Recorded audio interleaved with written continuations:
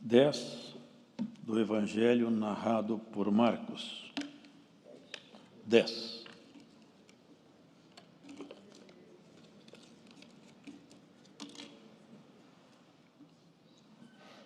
Iniciemos a partir do versículo 13.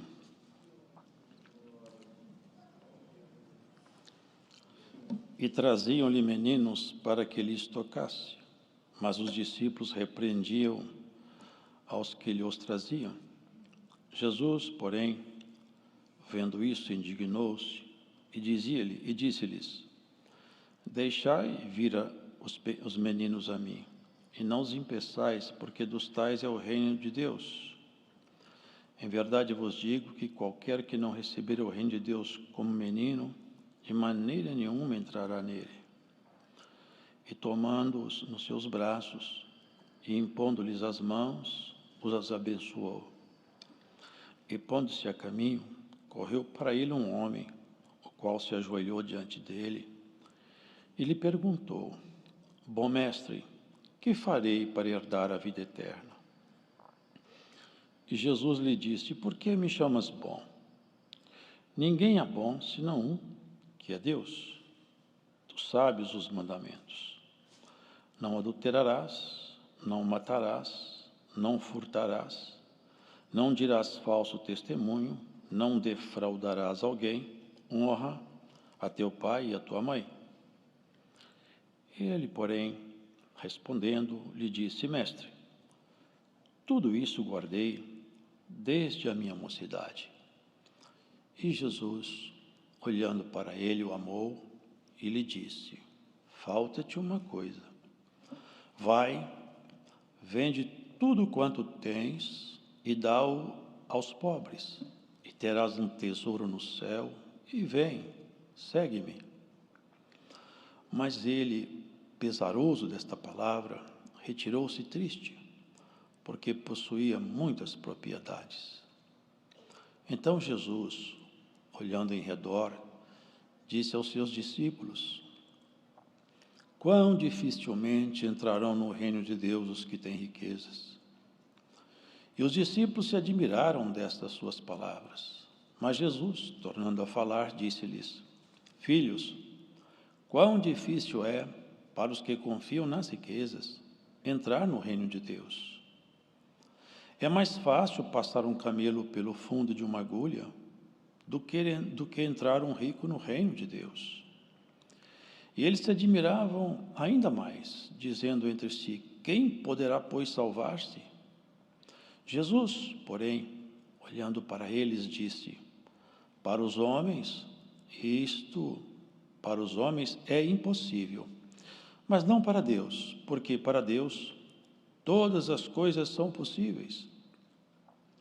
E Pedro começou a dizer-lhe: Eis que nós tudo deixamos e te seguimos.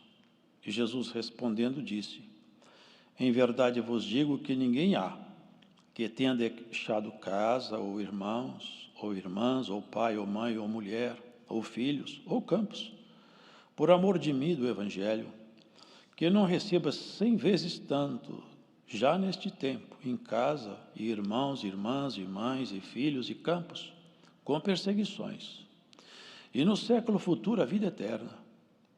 Porém, muitos primeiros serão derradeiros, e muitos derradeiros serão primeiros. E iam pelo caminho, subindo para Jerusalém, e Jesus ia adiante deles. E eles maravilhavam-se e seguiam-no atemorizados. E tornando a tomar consigo os 12, começou a dizer-lhes as coisas que deviam sobrevir, dizendo: Eis que nós subimos a Jerusalém, e o Filho do Homem será entregue aos príncipes dos sacerdotes e aos escribas, e o condenarão à morte, o entregarão aos gentios. E o escarnecerão, e açoitarão, e cuspirão nele, e o matarão. E ao terceiro dia ressuscitará. E aproximaram-se dele Tiago e João, filhos de Zebedeu, dizendo: Mestre, quereríamos que nos fizesse o que pedirmos. E ele lhes disse: Que quereis que vos faça? E eles lhe disseram: Concede-nos que na tua glória nos assentemos, um à tua direita e outra à tua esquerda. Mas Jesus lhes disse: não sabeis o que pedis. Podeis vós beber o cálice que eu bebo e ser batizado com o batismo com que eu sou batizado? E eles lhe disseram: podemos. Jesus, porém, disse-lhes: em verdade, vós bebereis o cálice que eu beber, e sereis batizados com o batismo com que eu sou batizado. Mas o assentar-se à minha direita ou à minha esquerda, não me pertence a mim concedê-lo, mas isso é para aqueles a quem está reservado. E os 10, tendo ouvido isto, começaram a indignar-se contra Tiago e João. Mas Jesus, chamando-os a si, disse-lhes: sabeis que os que julgam ser príncipes das gentes, delas se assenhoreiam, e os seus grandes usam de autoridade sobre elas? Mas entre vós não seja assim. Antes, qualquer que entre vós quiser ser grande, será vosso serviçal.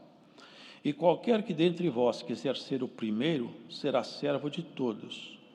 Porque o Filho do Homem também não veio para ser servido, mas para servir e dar a sua vida em resgate de muitos. Amém.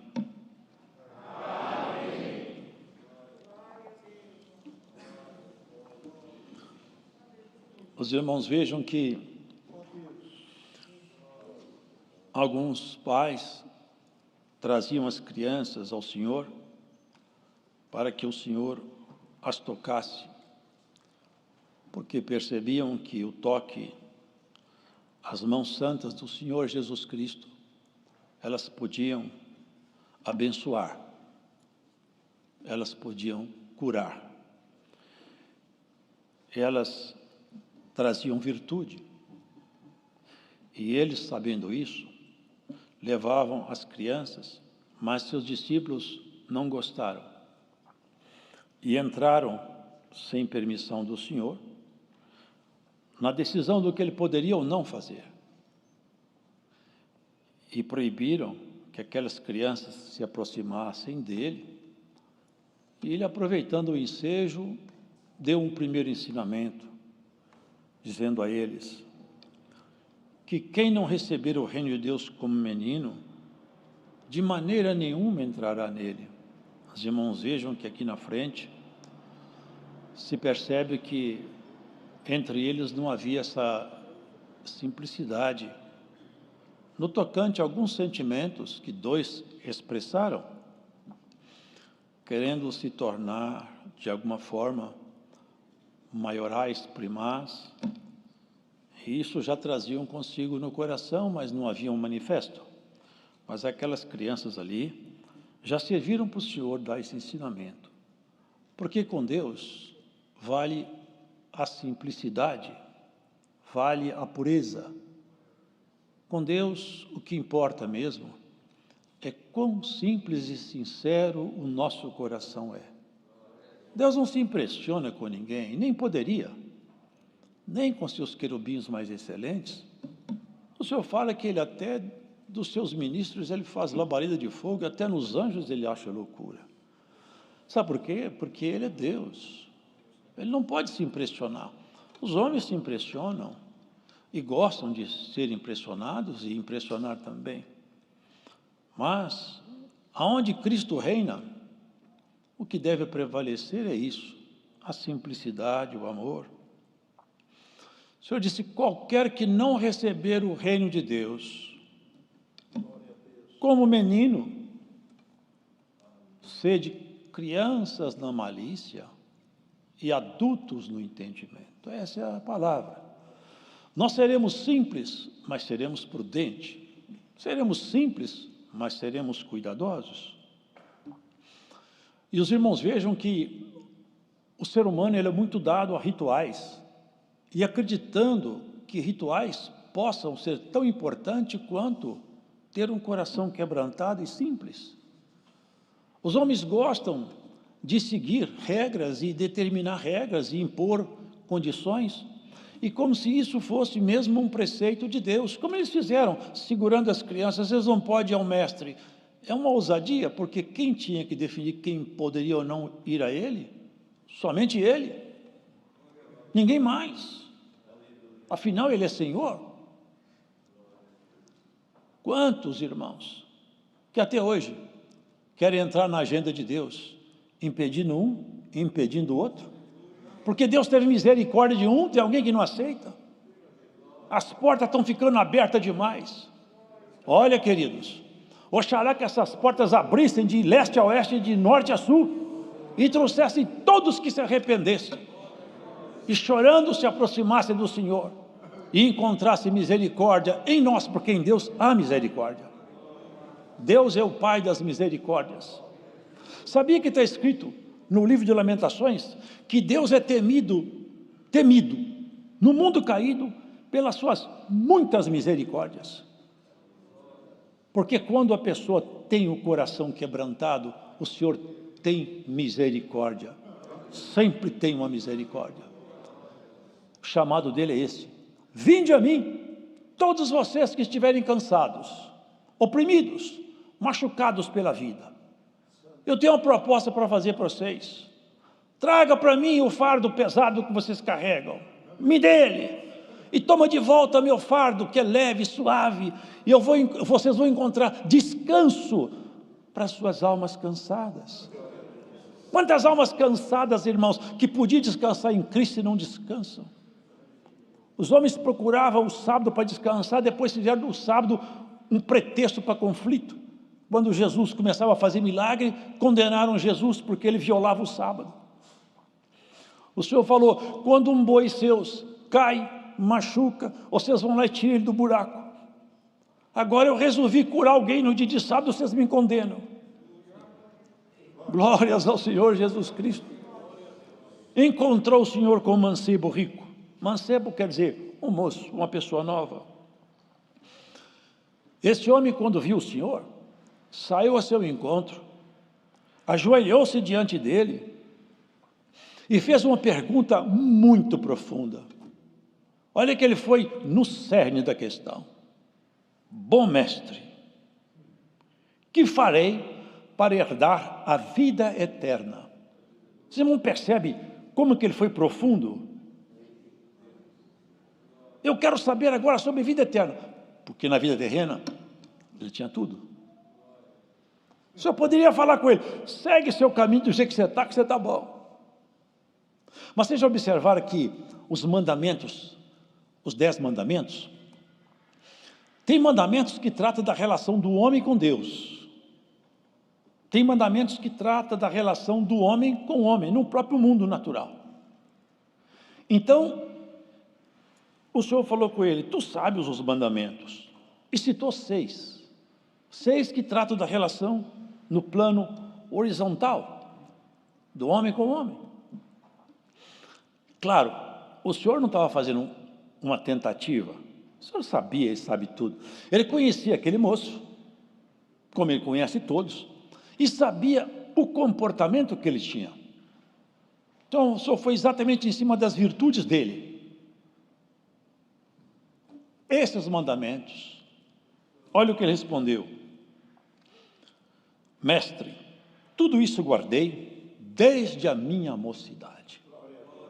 Estava tudo resolvido, mas não estava, porque tinha coisa escondida que o moço não sabia, porque ele encontrava com Cristo, o Verbo, não com um rabino. Por isso que ele falou assim: bom mestre. O Senhor falou: por que você me chama de bom? Porque ele olhava em Jesus um bom rabino, mas não tinha visto ainda o Cristo, o Verbo feito carne. Por isso que ele não aceitou. Ele foi elogiar o homem, o rabino. Ele falou: não, por que você me chama de bom? Você me chamar de bom, você tem que conhecer mais da minha essência, tem que ir mais longe. Porque para conhecer Cristo, irmão, não adianta ter notícia, não adianta ler a sua escritura, é preciso ele vir e o Espírito dele fazer morada em nós.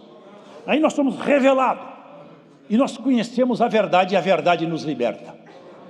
E se alguém escuta essa palavra em algum canto, e essa luz não raia em você, e Cristo ainda não mora dentro de você, abra teu coração, que numa pregação simples como essa, ele pode tomar a tua casa e fazer dela uma morada definitiva. Uma vez o Senhor falou assim, porque eles falavam blasfêmia demais, Mas falaram assim, que ele expulsava demônios por Beelzebul. Ele falou com eles, olha, uma casa, quando ela está bem guardada, ela só pode ser vencida se entrar um homem muito valente lá, entrar naquela casa, prende aquele valente, amarra ele, põe ele para fora. E ele estava fazendo exatamente isso, o grande valente.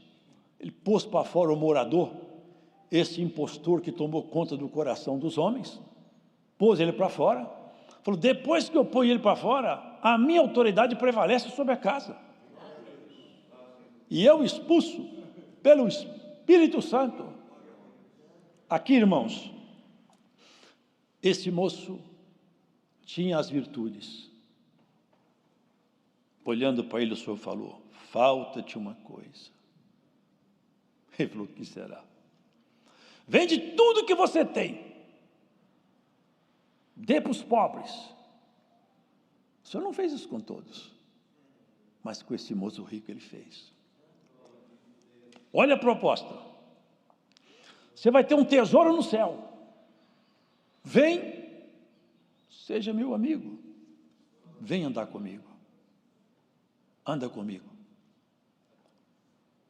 Pesaroso dessa palavra, abaixou a cabeça e foi embora. O Deus vivo chamou alguém para ser seu amigo de perto, mas a riqueza acenou de longe. Não teve a troca, não houve acordo. Por isso que está escrito, quem tropeça no mandamento, tropeça em todos. A lei é boa, mas ela é impotente para salvar. Ele guardava a lei.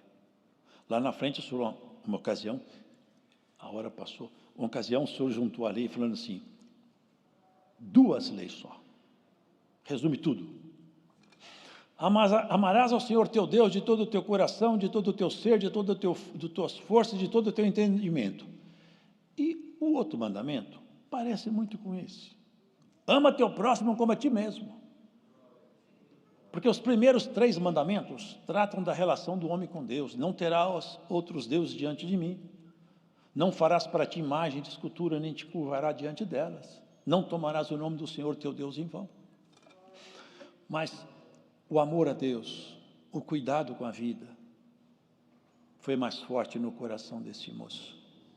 O Senhor não precisava de ter feito isso. Mas ele fez para mostrar, irmãos, claramente, que o preceito da lei é impotente para salvar. A graça é uma salvação que não é mérito nosso, é mérito do Senhor. Ele que abriu a perspectiva da salvação para nós. Quando o moço foi embora, ele falou, olha, é mais fácil passar um camelo no fundo de uma agulha do que um rico entrar nos céus. Aí eles se escandalizaram. Falou, dessa maneira não entra nenhum rico. Falou, bom, se fosse depender deles, não entrariam mesmo. Mas eu estou falando do meu reino e da minha graça. Eu faço um camelo passar no fundo da agulha. Eu bem sei que tem lá no Muro de Jerusalém uma entrada paralela à porta principal, que era chamada de agulha. Mas aqui fica evidente que o Senhor queria criar alguma comparação do absurdo, do imponderável, do impossível. Porque eles falaram, eles se admiravam ainda mais dizendo, quem poderá, pois, salvar-se? Olha o que o Senhor falou. Para os homens é impossível. Vocês entendem isso? Sabe, irmãos, nós fomos achados pela graça, pela misericórdia, pelo favor do Senhor. Por isso que nós não temos que ter medo das coisas, nem das provas, nem das dificuldades, porque nada pode separar nenhum de nós do amor de Deus. Porque se alguém pudesse subir aos céus e trapacear conosco, malograr a nossa carreira, ou quem sabe inventar uma calúnia conosco, mas quem subia lá já não sobe mais, foi derribado. Depois que Cristo foi crucificado, os céus estão cerrados, não sobe nenhum espírito caído lá. E o Senhor não se deixa enganar por ninguém. Portanto, nada poderá nos separar do amor de Deus que está em Cristo Jesus, o nosso Senhor. Olha o que fala em Romanos: nem a vida, as muitas oportunidades do mal, nem a morte, quando vier nos levar. Sabe por quê? Porque quando a morte nos levar, nós seremos achados e já fomos pela vida. O Senhor diz assim: eu sou Deus de Abraão, Isaque e Jacó, e eu não sou Deus de mortos. Cada um de nós temos a vida de Deus escondida em nós, por nosso Senhor Jesus Cristo. Não dá, irmãos, para entrar mais, porque a hora foi embora, mas os irmãos vejam, os filhos de Zebedeu, Tiago e João, andavam com o Senhor, acompanhava tudo, mas a maturidade não estava ali. Não havia entendido ainda o caminho, o reino, a graça. Por isso que nós temos que ter paciência uns com os outros, porque nós estamos num processo de aperfeiçoamento. Nós precisamos de adquirir uma estatura mínima. Até que possamos atingir essa estatura, temos que atravessar nossos processos. E quando a coisa apertar muito, você não aguentar, e a sua alma gemer muito forte, o lenço consolador do Altíssimo vai enxugar suas lágrimas. A mão do Todo-Poderoso te segura, mas você não será alcançado pelo maligno na sua caminhada. Claro que passamos processo, claro que choramos, mas tem uma coisa, com confiança, porque Paulo falava: tudo posso, que ousadia, né? Tudo posso naquele que me fortalece. Por mais que eu sofra, por mais que eu seja perseguido, por mais que eu me sinta cercado pelos inimigos, quando não tem saída, o Senhor cria uma saída para mim.